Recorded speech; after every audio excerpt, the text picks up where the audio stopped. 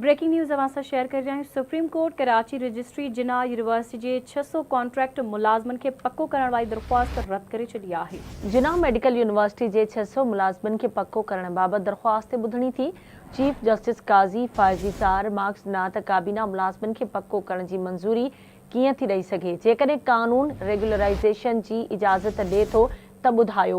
इहो policy matter नाहे, कानून जी भञकड़ी जो मामलो आहे। कानून छा थो चवे, आइन में किथे लिखियल आहे त काबीना कानून खां मथां ई आहे। अहम ख़बर अवां सां शेयर कई पिया। सुप्रीम कोर्ट कराची रजिस्ट्री जिना यूनिवर्सिटी जे 600 कॉन्ट्रैक्ट मुलाजमन के पक्को करण वाली दरख्वास्त रद्द करे छॾी। तफ़सील मालूम कंदासीं। असां सां लाइन ते मौजूद आहे आवाज़ न्यूज़ रिपोर्टर शहजाद जलबाणी। जी शहजाद।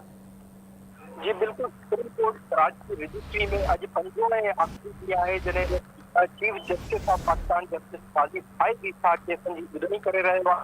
अॼु जिना मेडिकल यूनिवर्सिटी जे 600 कॉन्ट्रैक्ट मुलाज़िमनि खे रेगुलर करण वारे ॿुधणी पिणु थी आहे। एडवोकेट उमर सुमरो जेको साबिक़ सूबाई वज़ीर बि रही चुको आहे, हिन निगरान में दलील पेश कया त काबीना उन्हनि मुलाज़िमनि खे रेगुलर करण जी मंज़ूरी ॾिनी हुई, पर उन्हनि खे बरक़रार कयो वियो। पोइ तंहिं ते चीफ जस्टिस काज़ी फ़ाइज़ी सां चयो त काबीना रेगुलर की मंज़ूरी ॾेई सघे थी।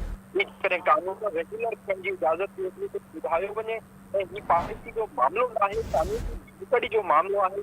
सिर्फ़ु इहो ॿुधायो त कानून छा थो चवे ऐं वधीक चीफ जस्टिस काज़ी फ़ाइज़ी सां इहो चयो त ॿुधायो त आइन किथे लिखियल आहे त काबीना कानून खां मथां आहे ऐं सिंध असेंबली कानून ठाहे संदन इख्तियार आहे त पोइ कानून तहत रेगुलर माण्हुनि खे कंदा रहो। इन ते वकील उमर सुमरो जो इहो चवणु हो त यूनिवर्सिटी जे मुलाज़िमनि खे रेगुलर करण लाइ रूल्स ऑफ बिज़नेस एक्ट कानून आहे।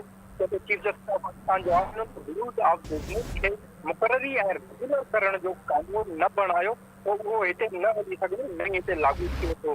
पोइ जस्टिस जमाल मंगूर साहिब हिते रिमार्क ॾिना त सरकारी इदारा तमामु ख़राब हालत में आहिनि, रुॻो कॉन्ट्रैक्ट के मुलाज़िमनि खे कंदा पिया वञनि।